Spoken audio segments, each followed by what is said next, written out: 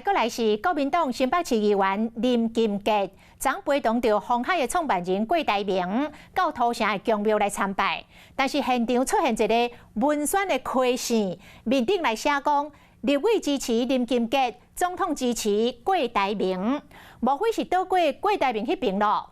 国民党新北市党部今仔日开科技会，要求林金杰到场来说明。林金杰讲，迄个亏线是5月12日造势活动台湾阿明之友会所做的。林金杰讲，伊当然是唯一支持、全力支持国民党提名的候选人侯友宜。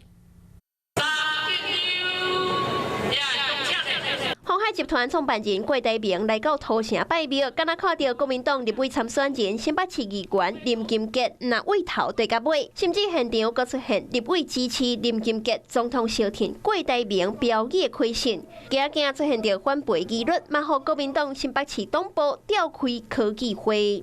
那这个扇子就是5月12号那个造势活动哦，那这个台湾阿明之友会做的，我唯一全力支持国民党提名的总统候选人侯友宜。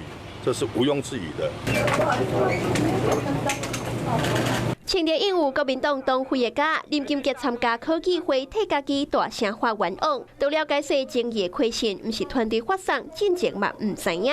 那家己现场发送的是参侯友宜做伙翕相的空泉水，而且强调参加活动有事先报备，总统的人选绝对唯一支持侯友宜。我们事先没有收到任何相关的讯息，并没有所谓的报备或者是告知。